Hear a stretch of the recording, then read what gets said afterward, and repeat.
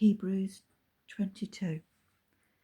Brothers and fathers, listen now to my defense before you. When they heard that he was addressing them in the Hebrew language, they became even quieter.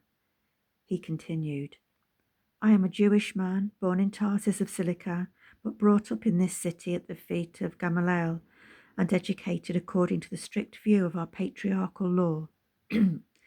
Being zealous for God, just as all of you are today, I persecuted this way to the death, binding and putting both men and women in jail, as both the high priest and the whole council of elders can testify about me.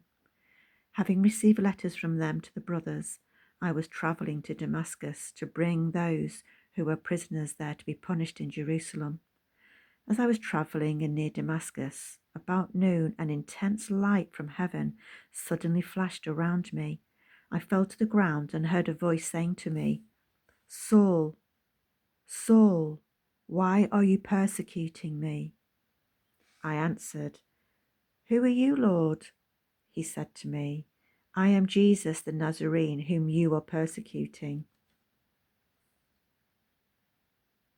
Now those who were with me saw the light, but they did not hear the voice of the one who was speaking to me.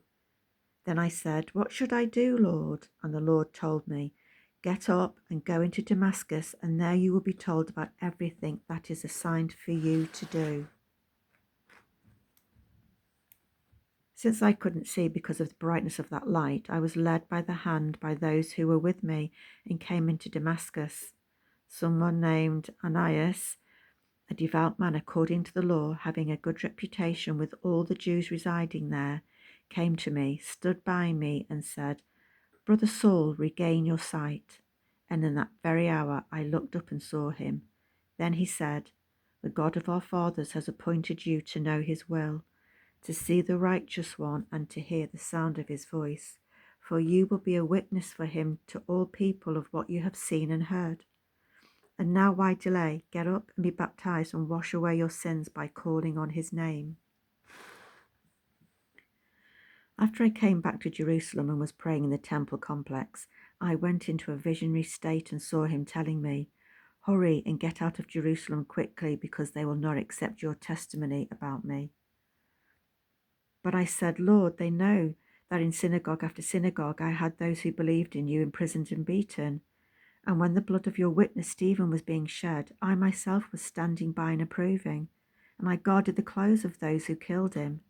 Then he said to me, Go, because I will send you far away to the Gentiles.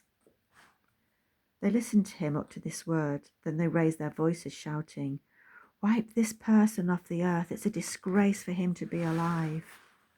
As they were yelling and flinging aside their robes and throwing dust into the air, the commander ordered him to be brought into the barracks, directing that he be examined with a scourge so he could discover the reason they were shouting against him like this.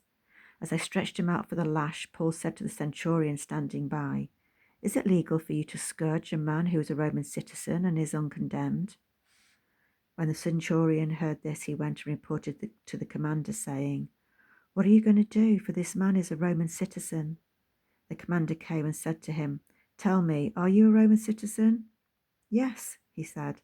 The commander replied, I bought this citizenship for a large amount of money, but I myself was born a citizen, Paul said.